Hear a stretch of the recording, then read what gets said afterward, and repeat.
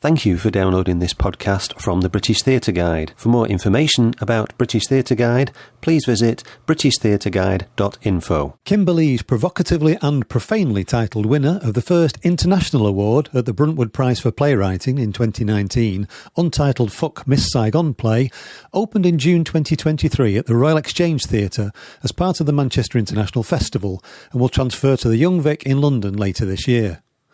In the lead role of Kim is Mei Mac, who was nominated for a Best Actress Olivier Award earlier this year for playing 4-year-old Mei Kusakabe in the Royal Shakespeare Company production of My Neighbour Totoro at the Barbican in London. I spoke to Mei in the middle of the Manchester run after I'd seen the production on press night, and I asked her to do something that I struggle to do in my review: describe what the play is about. Yeah, well, without giving too much away, obviously, and, we'd love audience to come see for themselves. The story is about Kim, the character that I play, and she finds herself being trapped. And I would describe it as, being trapped in a century's worth of oppression and misogyny and racism and imperialism.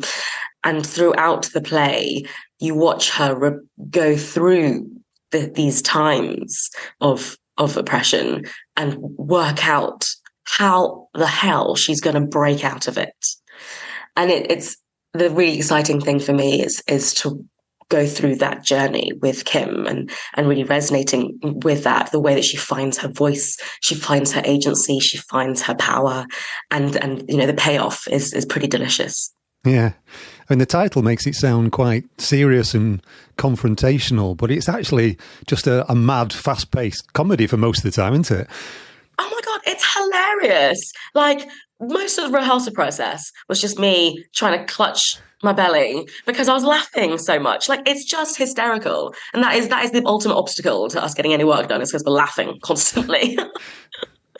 But what was it like to rehearse? It's pretty exhausting just to watch, really, because you're flying about the stage for most of the time. But I can imagine that there's a lot of technical work that involved in rehearsal that means there wouldn't be much time for sitting around discussing it.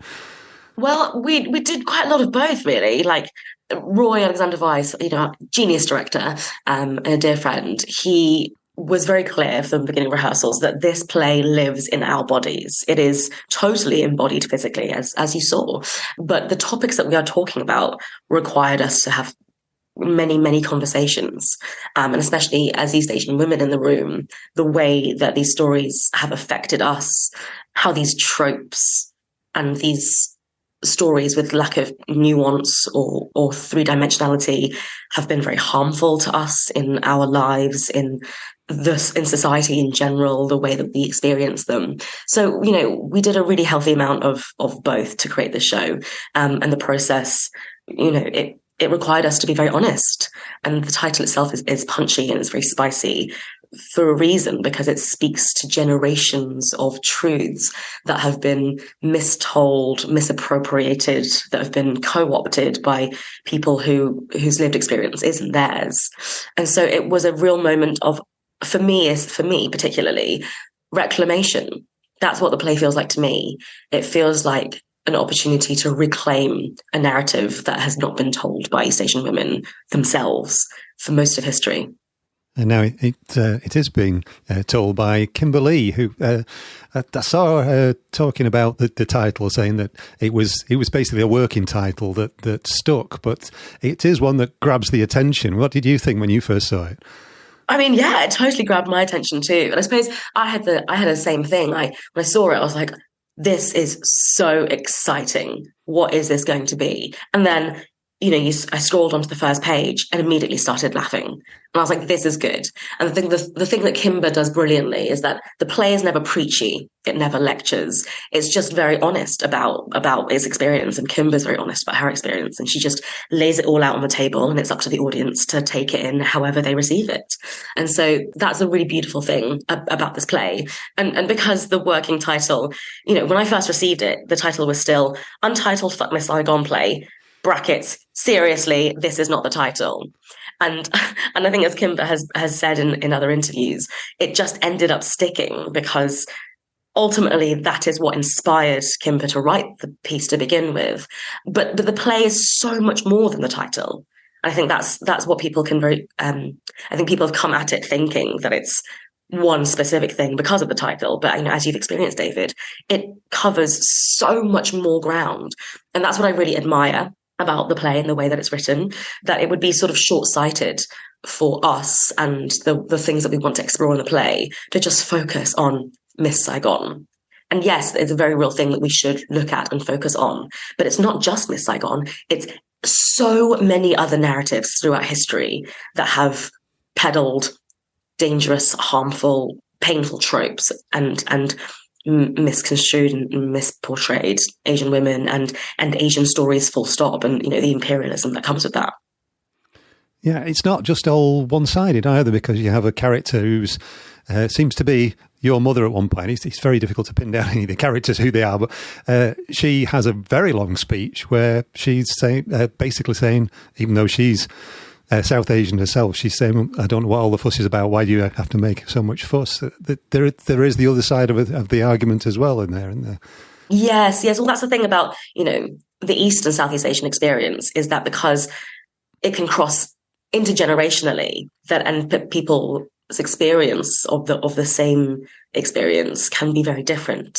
And I think that's what's really gorgeous, because the character of Rosie, played by Lord Swabaras, who is phenomenally talented, her experience, Rosie's experience in the show, is very much one of my mother's and one of the generation, above mine, and the perspective that I really sympathise with and have heard. It is not my personal; those are not my personal viewpoints. I think mine are very different, because I've had the privilege of growing up in a slightly different way, and my need to just survive, thankfully, wasn't as great as the generation above mine, especially for the immigrant journey. And I think it's really powerful that it's so balanced in that way, that it really gives a voice to that character, to those opinions, which are also voices that we don't get to hear often as well, not in the mainstream at least. It's a fairly common experience, though, I think, isn't it, that the first generation immigrants say we should be grateful for being allowed here, and then their children, the second generation, then start to demand a little bit more, more integration or more equality. But that's common in loads of different communities, I think, isn't it? Yes, exactly. And I think the thing that Rosie says really beautifully in the play is the reminder that, and countries like America, obviously, where the play is set, and Kimber's American too, and very much in Britain, lots of the Western world, this country is built on the backs of immigrants, and that is unrefutable. And that feels like a very powerful thing to be saying in this moment as well. This country is, Rosie says, and poof, things just appear. The Transcontinental Railroad, and well, who do you think built the Transcontinental Railroad? Lots of immigrants that came over from South China built the Transcontinental Railroad, and to remind ourselves of that, the juxtaposition of so many things that have been built by immigrants in the Western world, in these countries. That and then the juxtaposition of actually the way that we treat immigrants in the modern day, in 2023, it's quite difficult to marry those things and go, what is happening in society that this is happening? How can we be treating people like this? Yeah. The play, though, it skips through different times.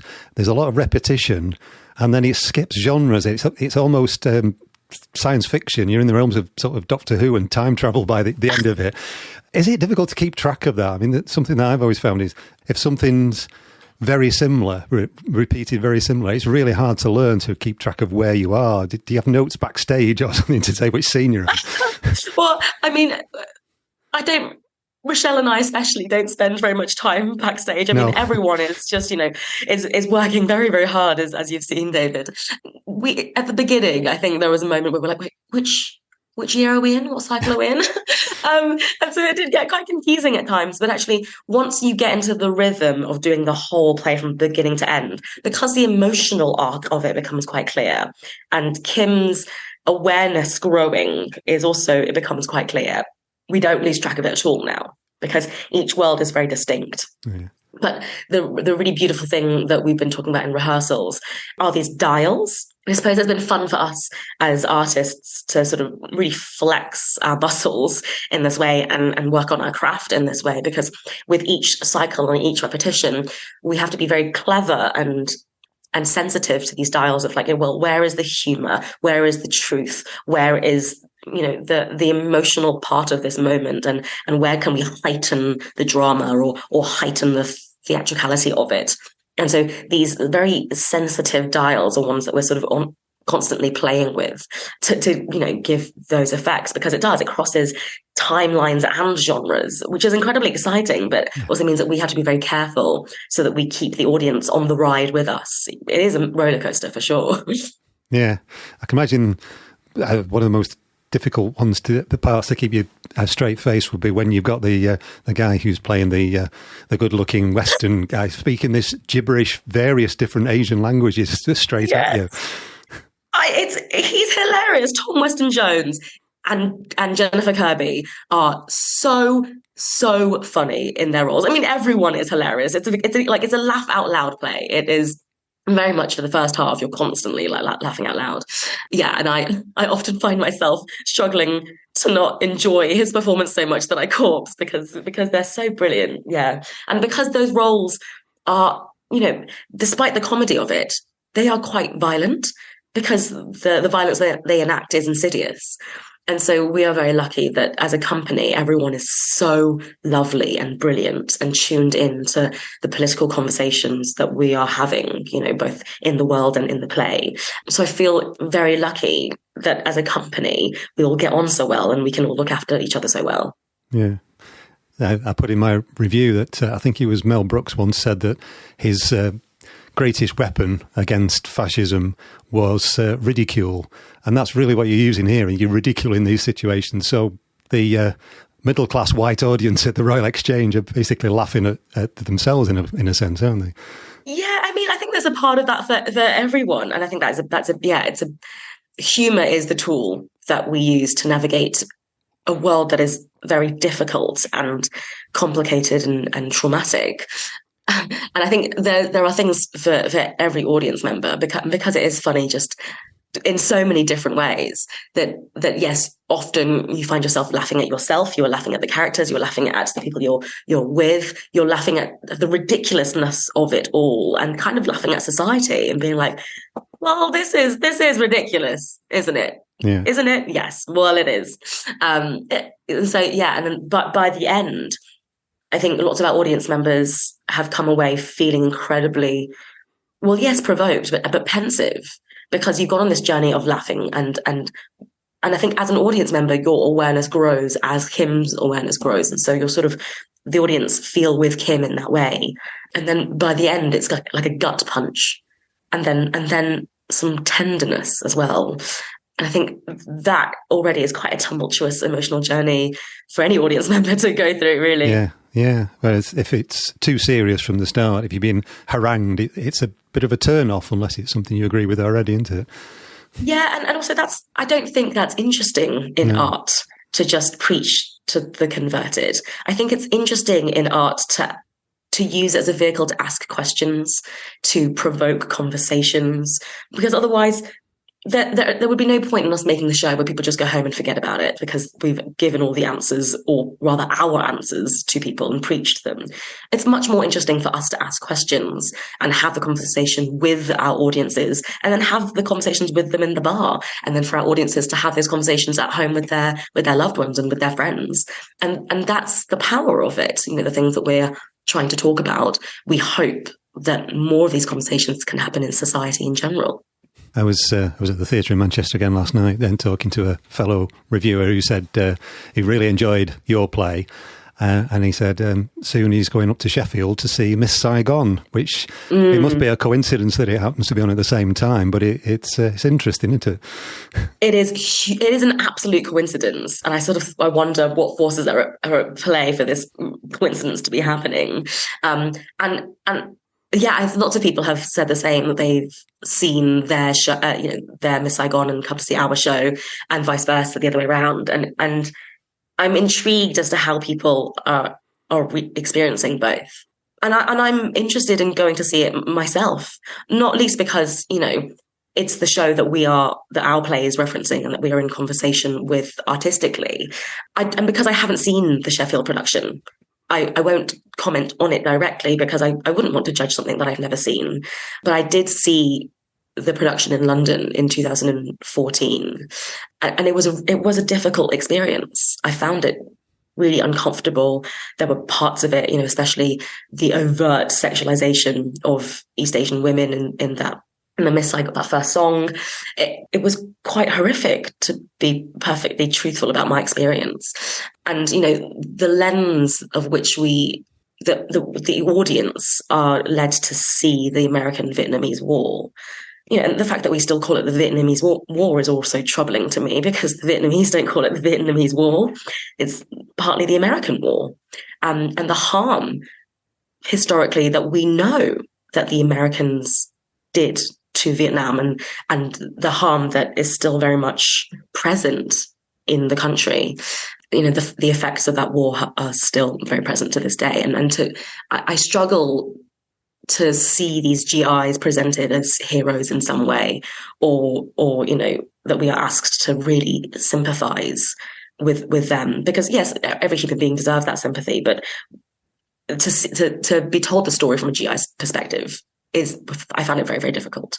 And then for Kim's story to be that where she has very little power and very little agency, I know that's something that they're working on, the Sheffield production. So I'm curious as to how that's gone and their experience of it. And I'm curious. But the production that I saw, certainly, that was very difficult to see an East Asian woman have such little agency, and for so many people to love it so much. Because I'm like, is this okay? Are we all so okay with watching this young woman kill herself in the name of this white man who's come to her country to enact war crimes? It was a very difficult thing to process. And I think I've been quite clear in lots of the sort of other interviews that I've made.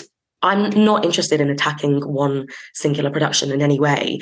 If we do, that feels very short-sighted. We have to turn our lens wider and look at wider society, which I think we do in Untitled Fuck My Saigon play, and ask the questions, why is this okay? Do we still think this is okay? Well, I first saw Miss Saigon before you were born, I think, in 1990. And I think now is the time when lots of these questions are being asked. And certainly the person who was speaking to you last night said when he goes to Sheffield, he will be looking at it very differently to when he's seen the play before, which is the best you can ask for, really, isn't it? Yeah. And I think art, has that real power to evolve and to move with the times. And there aren't necessarily right or wrong answers. There are just questions and explorations, and people will feel what they feel based on, how informed they are and their lens on things and their perspective. And I hope that, in the future, that more stories featuring East Asian women, or East Asian stories in general, can be authentically told, can be told in a way that is empowering, in a way that, feels very truthful. And I think, we're all very aware that musicals and plays are of their time. And so who knows, in the future, people will look at plays that we're writing now and sort of go, well, the world has changed so much since then. And that's the beauty of art, that it will evolve with the times. And that's our job as artists, to also reflect the times we live in. And sometimes it's our joy to change the times that we live in and use art as a tool for that. Mm-hmm. Well, you came into this play to play a character that's, well, possibly over 100 years old, although she doesn't look it.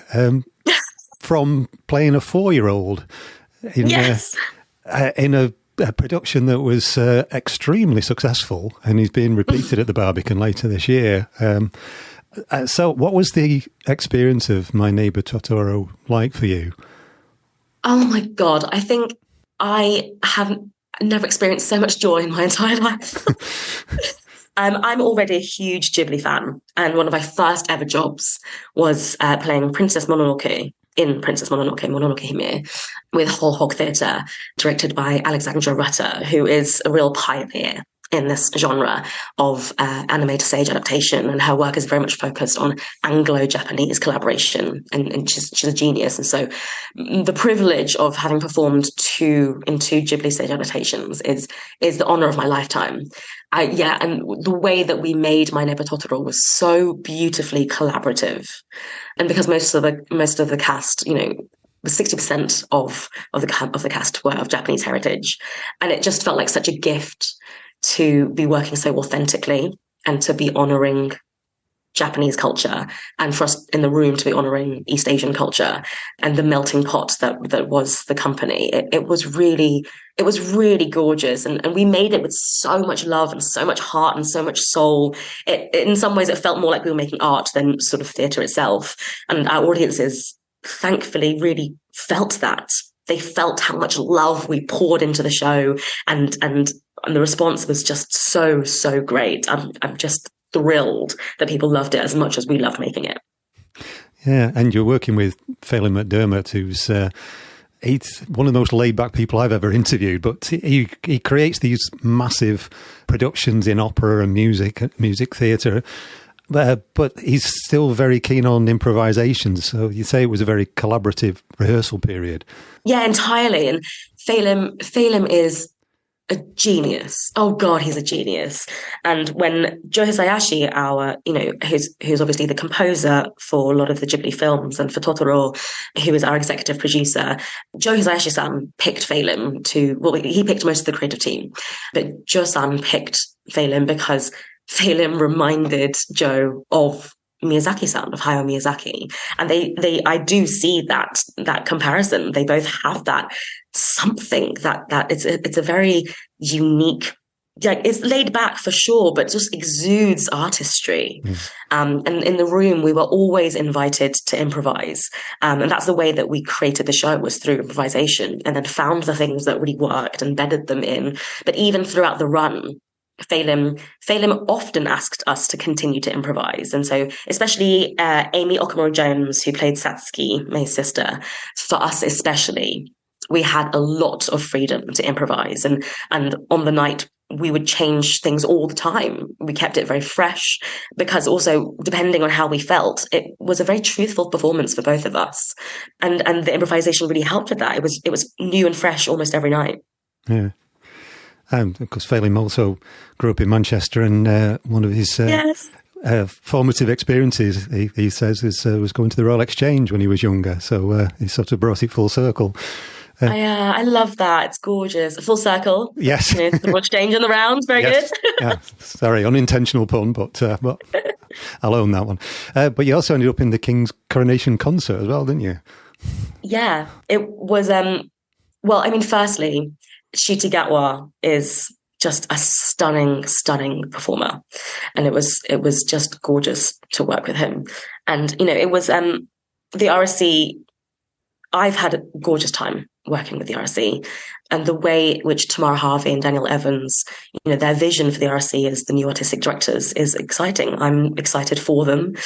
And so, it was really gorgeous to work with them on that, but mostly to have an opportunity to show Shakespeare on such a huge platform in a way that Shakespeare always means to me. And I think we have this tendency in British theatre to over-intellectualize Shakespeare to the point where it becomes elitist. But, the groundling tickets are the best seats in the house. Shakespeare wrote plays for the groundling seats. Like, I know, quote unquote, common people, as it were. Yeah. I mean, I always pay for the cheapest tickets in the house, because I know that they're the best, but also because of the cheapest tickets. And that's what Shakespeare should be. Shakespeare is for everyone. It is not for the elite. And I think that was something that we were really, really keen to show, and to a broad audience. And hopefully Nshiti and I said, if young people who looked like me or him saw us in that way, and it inspired them to come to the arts, then that would be a dream come true, because it's the arts, and especially Shakespeare, doesn't feel accessible to people who look like us. Especially, if you're from a global majority background or come from a working class background, there's no way that you would feel like Shakespeare is for you. And that's something that we felt very clear that we wanted to do. Yeah, that's just what I was telling a class of teenagers last Saturday that I was teaching. I gave them a piece from Romeo and Juliet, and a couple of them saying, "Oh, a bit scared. Is it Shakespeare?" I said, well, don't worry, he's been dead for years now. There's no copyright. He's not going to come for you, so it doesn't matter what you do with it. But also, like, Shakespeare wouldn't bloody care. No. The idea that Shakespeare is precious is not at all what Shakespeare would have, given a flying monkey about. Yeah. And most of the actors that perform Shakespeare, like the reason Shakespeare has become the way that it is because of the publishers putting punctuation in. But Shakespeare wrote the way that he wrote, so that actors could pick it up like that, and they would learn it very easily and remember it, because often they'd get scripts very last minute in advance, and they would also sort of just be on the fly. And I think that we could all, like, I don't want teenagers to look at Shakespeare and think, oh, that's scary. I don't want them to feel like Shakespeare is inaccessible to them because the industry has made it feel like Shakespeare is super elite. That's a really, then we lose it. We lose the love of Shakespeare. It should be for all. And we lose all that beautiful poetry. So yeah, it feels very important that Shakespeare is accessible and theatre itself is accessible. Can you talk about your Rising Waves that you founded a couple of years ago? Yes, happily. Rising Waves is a mentorship scheme that we started in the pandemic. And it was born out of several things, really. We were worried that we'd experience a brain drain. That because at the time, if you weren't self-employed for 3 years or over, you weren't eligible for the government self-employed income support scheme. And so if you come from a marginalized background, as lots of people in the East and Southeast Asian community are, and you don't have financial inherited wealth to keep you going through the pandemic, we were worried that we were going to lose fabulously talented artists. And so the scheme was set up to pair emerging artists with established artists to try and get them into their mid-career. And the data that we received in the pandemic was very clear that early career artists are the most diverse across every side: gender, disability, working class, middle class backgrounds, in every which way, and racially and culturally. And when that sector gets to their mid-career, the diversity drops off a cliff. Because if you don't have inherited wealth, how are you going to sustain your living? It's not possible. And so it was very clear to us that we wanted to do something that was slightly more holistic, that rather than just offering sort of financial support, we wanted to get early career artists into their mid-career very securely so they could, bypass that brain drain. And through the practical skill sharing, and the byproduct of that actually was something that I'm really proud of. That the byproduct of the scheme, out of its practical skill sharing, is that there is a culture shift, and especially in a community where there aren't a lot of jobs for people that look like us, there is a tendency to see each other as competition, because we are living in a culture of scarcity. And what we wanted to do is to promote the idea that we don't have to live in a culture of scarcity. We can live in a culture of abundance. And in that, we can support each other and uplift each other. And, our Rising Waves motto is, together we rise. And that is exactly what we want to do. We wanted to encourage people to come together, support each other, learn new skills from each other, and in it rise together. And so the byproduct of this cultural shift has been something that I'm really, really proud of. There was a report came out recently that said that I think 44% of the top actors went to public schools in the UK.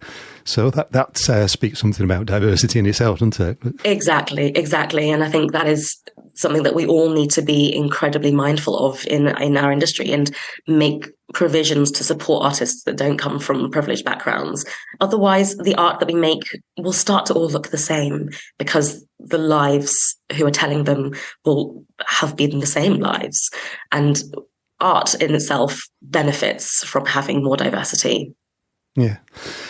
So just to finish then, when this finishes, it transfers to London. And do you have anything else coming up? I do, but I'm not allowed to say just yet, David. But I'm really excited for the things that are coming up. And I mean, because I spent sort of the past 12 years in theatre, and I love it. And theatre is my absolute first love. And to be nominated for an Olivier for it feels a bit sort of baffling. But I just feel so I do feel incredibly lucky to be in this position, and I'm interested in branching out and doing some more film work and screen work, and the mediums are so very different and so very exciting. That was Mei Mac, who is playing Kim in Untitled Fuck Miss Saigon play at the Royal Exchange Theatre in Manchester as part of the Manchester International Festival until the 22nd of July 2023. The production will transfer to the Young Vic in London, running from the 18th of September to the 4th of November. For more information, see www.royalexchange.co.uk, factoryinternational.org or www.youngvic.org. You've been listening to a podcast from British Theatre Guide. For more information, please visit britishtheatreguide.info.